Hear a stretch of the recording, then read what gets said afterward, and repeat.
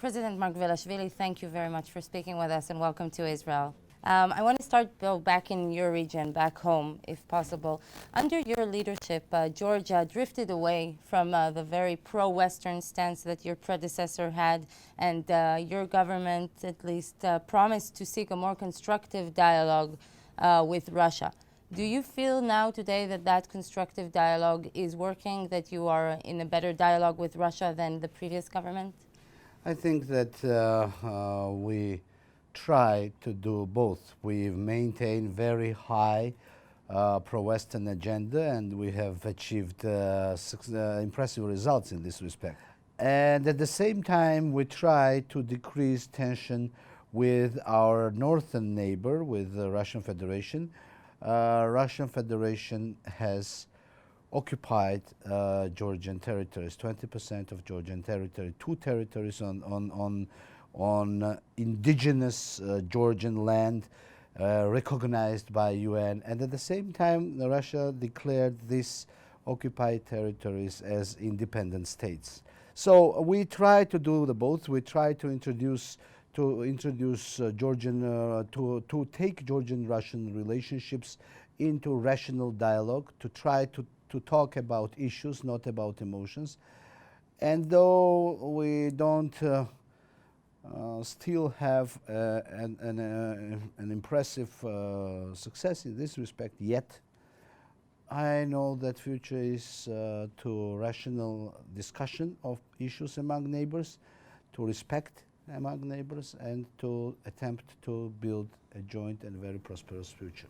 When you look at what happened to Ukraine in the past 2 years, are you concerned that a similar move could happen to you, or do you feel that you have enough Western support to stand up to these kinds of phenomena of Russian aggression? What happened to Ukraine into the last 2 years actually is what happened to Georgia in 2008. It is what has been happening on Georgian soil for many years, because this hybrid war that we have seen in Ukraine has been happening in Georgia in 90s. And unfortunately, our Russian neighbors were involved in these activities. In 2008, Russian regular military forces have occupied part of my territory. We feel that we are strong in our principles and in our dedication to keep our country safe and united. And of course, we mainly depend on ourselves, on our dedication. Let me tell you that we have been living in this place for the last 3,000 years, and we've maintained our statehoods with very big empires that were fighting in these territories. So we have experience of defending our land for 3,000 years and creating and keeping statehood strong. So we depend on ourselves, and of course we depend on our allies, and we believe that our allies should be standing strong together with us. We'll move to Israel, and you mentioned the 2008 war. Relations between Georgia and Israel were very good, but there was a crisis following in the relations following the Israeli decision in 2008 to halt some of the arms sales to Georgia. Do you feel today that the relationship is back on track? I don't feel, I believe, and I am sure that there is simply, it is impossible to complicate Georgian-Israeli relationships.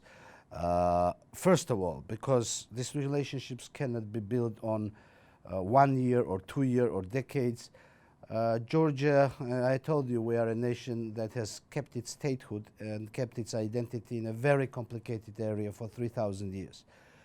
2,600 years of these 3,000 years have been, Georgia was developing together with the Jewish community in Georgia. So imagine, out of 3,000 years that we have been building our statehood, for 2,600 years we've been building this statehood together with our Jewish community living in Georgia, and this was the most peaceful and harmonious collaboration and partnership for building and maintaining a nation in a very complicated environment. So having 2,600 years of friendship cannot be undermined by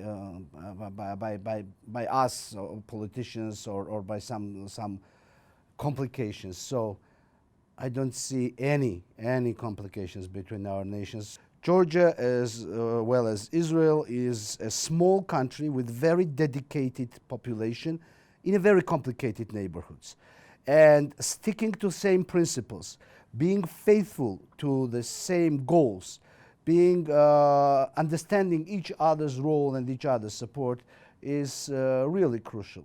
And unfortunately, here in Israel, in the past few years, we have heard various scandals, we might say corruption scandals, that involved both Israeli officials that have been accused or have been indicted in Georgia. And many times here in Israel, people say that this is political persecution per se, and this is not actually justice. This has been the response. How do you react to that?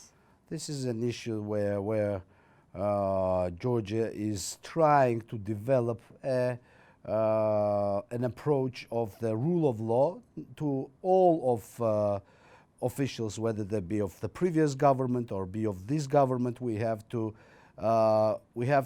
have a very firm stand on this issue. If a person has committed any kind of criminal act, no matter be that person previous politician or current politician, any person is liable to, is entitled to questioning. No Israeli official, to my knowledge, has ever been accused in those kind of, and this is totally internal Georgian issue, and no one has been accused. Maybe there were some questions for as a testimony, but of course we never considered even those that in those cases there be some kind of complications on the state-to-state level. Okay, so good luck, and thank you very much, President Margvelashvili. Have a good visit. Thanks. Thank you very much.